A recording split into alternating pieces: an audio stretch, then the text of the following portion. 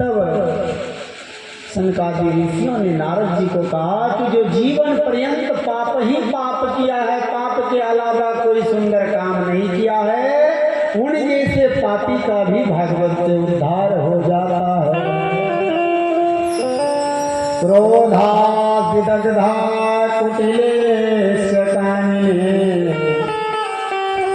सप्ताह यज्ञेन कलौ पुनान्तितः। क्रोधादग्रह कुटिलस्य कामिने, ताकि संसार में सबसे बड़ा पाप यही है कि घर में कोई अतिथि आवे और उनको देख करके कोई क्रोध करता है, तो इससे बढ़ करके कोई पाप नहीं है। अतिथि के माने हुआ जिसका आने का कोई तिथि नक्षत्र समय तारीख कुछ पता नहीं है। अब कर कुटुंब आता है तब तो पहले फोन हो गया, इतना तारीख को इतना बजे पहुंच रहे। कई प्रकार के भोजन प्रसाद व्यंजन बना करके लोग रखते हैं, लेकिन अतिथि उसी को कहते हैं। साधु महात्मा गृहस्थ स्त्री पुरुष किसी का भेष में कभी दरवाजे पर आ जाए तो वही सबसे बड़ा अतिथि है।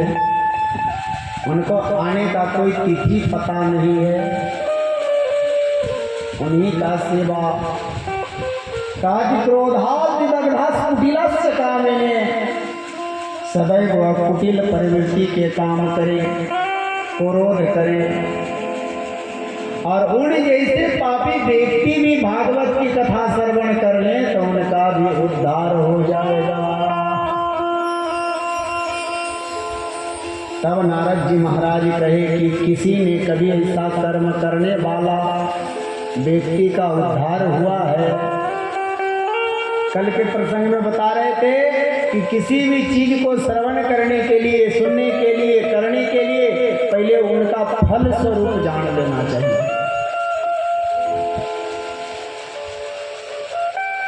छठ व्रत जो करते हैं, कल बताए थे ना, छठ व्रत जो है वो कुंती ने की थी। कुंती का कितना पुत्र है? कुंती का 6 पुत्र है, इसलिए वही है छठी माई, 6 पुत्रों की माँ। और कुंती ने पहले सूर्य भगवान का आराधना किया था और वही व्रत को आज हम सब कर रहे हैं, उसी का कर रहे हैं। जिस प्रकार सुखदेव जी ने राजा परीक्षित को पहले भागवत सुनाया, आज हम लोग भी सुन रहे हैं, सुना रहे हैं। इसलिए ये बात को जानकारी होना चाहिए किसने सुना था, ताकि कभी कोई ऐसा पापी या धर्मी व्यक्ति है जो एक बार कथा सुनने से अपना जीवन को उद्धार कर लिया। ताकि तुम्हें एक पुरातन की कथा सुनाते हैं, तुम ध्यान पूर्वक श्रवण करो। कोई जीवन में 3 बार तक ये कथा को श्रवण करता है तो जीवन में कभी पाप नहीं करता है। ताकि पाप तो नहीं करता है, लेकिन पूर्व में पहले अनजान में जो पाप हो गया वो क्या होगा? ताकि एक अग्नि के तिनका बहुत बड़े रुई के ढेर को जला करके राख कर देता है, उसी प्रकार भगवान के मंगलमय एक नाम इस कांड में चल जाता है तो जन्मों जन्मों के पाप क्षण भर में भस्मीभूत हो जाता है। तब सुनाया गौकर्ण की कथा, गौकर्ण प्राख्यान सुनाया। अत्र ते कृतिस्याम इतिहास पुरातन यस्य सर्वर्ण मात्रेण पाप हानि प्रजायते। यहाँ तो आने की बात तो दूर की है, कथा कोसों दूर से कोई इस बात को सुन लेगा या स्मरण कर लेगा तो पाप उसके पास लेस मात्रा का भी नहीं रहेगा, सब दूर हो जाएगा। लोकवार्ता कोरा,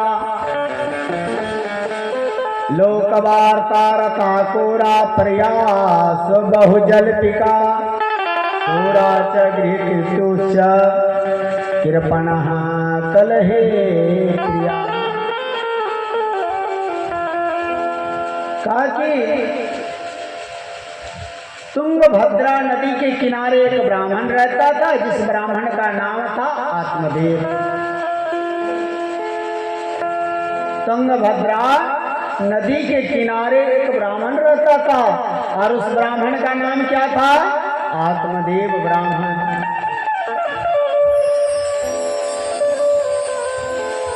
नारद जी महाराज ने सुत जी सनकादि ऋषियों से कहा कि महाराज ये बताइए तुंगभद्रा नदी कौन सी देश में है?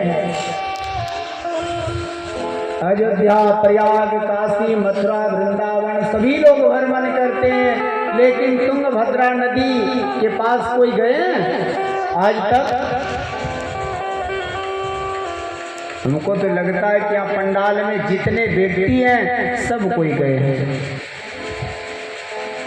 तुंगभद्रा नदी कहाँ है?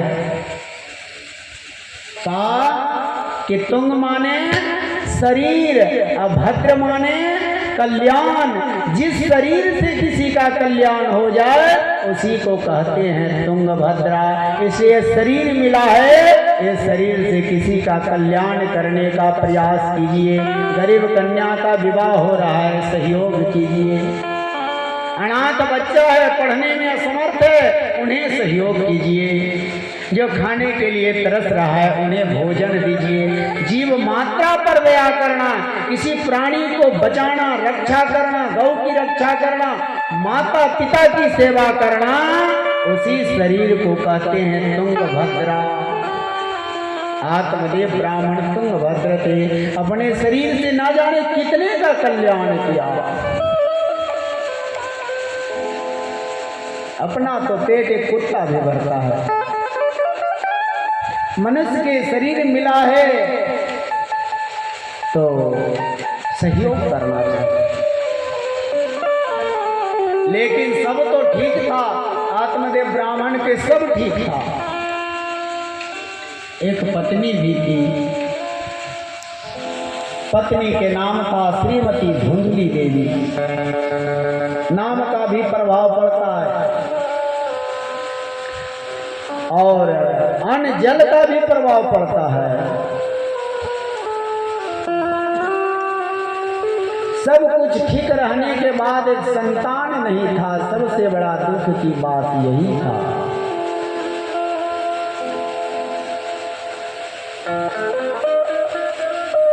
आत्मदेव ब्राह्मण ने विचार किया कि पुत्र हो जाता तो सब कुछ ठीक हो जाता। अरे पुत्र होने से सब कुछ ठीक हो जाता तो राजा सगर के पास 60,000 पुत्र था, कहाँ सब ठीक हुआ।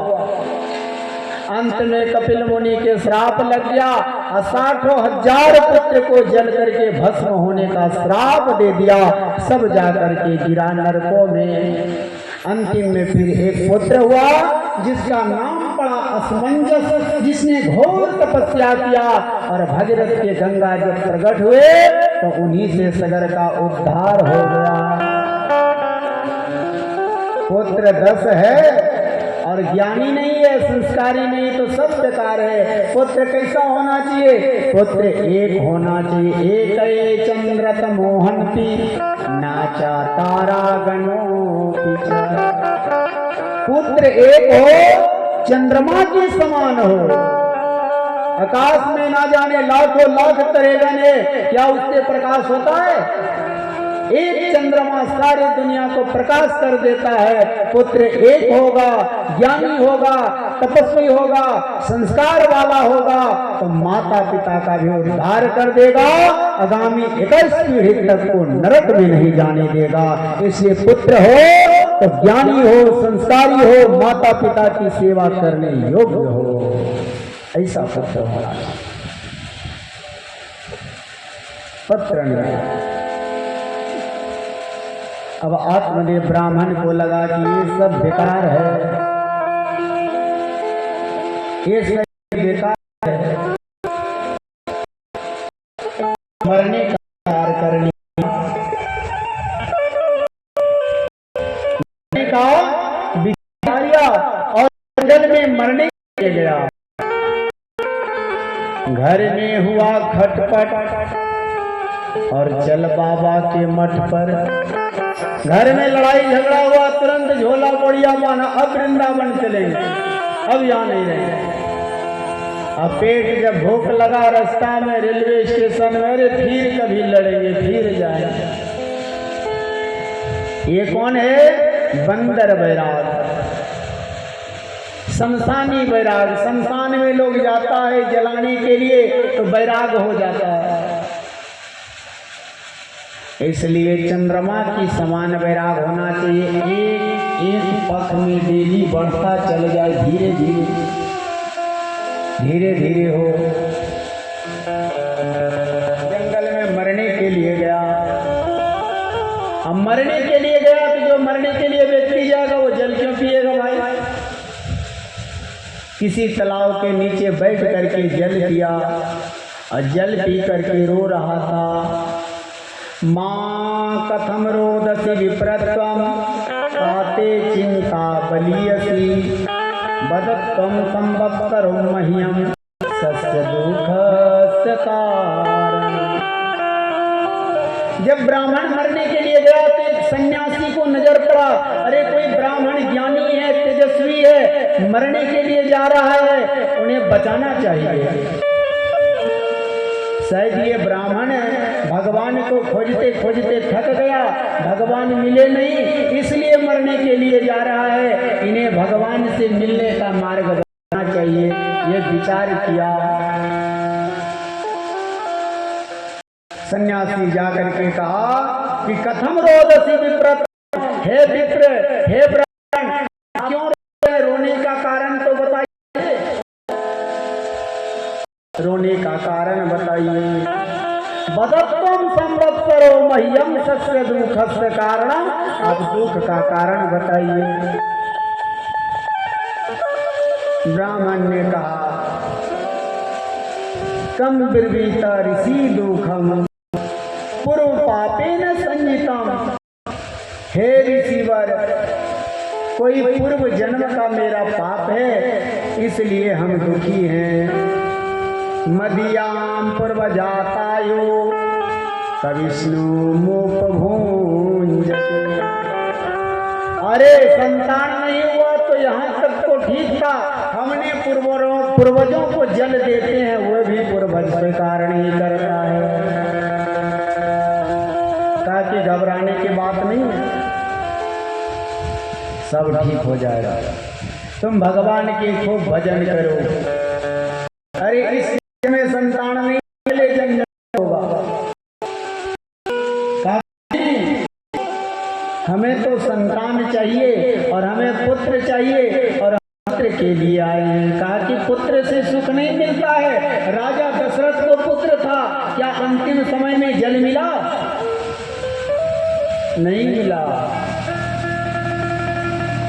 पूज्य पिता दशरथ ने अंतिम श्रद्धांजलि नहीं पाई रे। नारायण भज नारायण भज नारायण भज भाई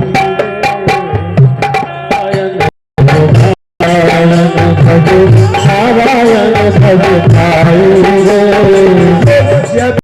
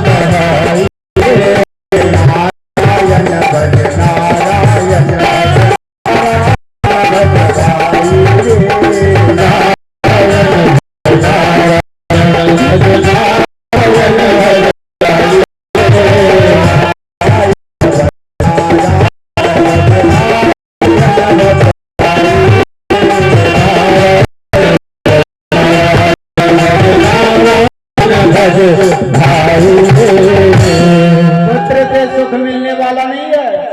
तब आके परमात्मा का आराधना करो। राम जैसे पुत्र जिनको मिला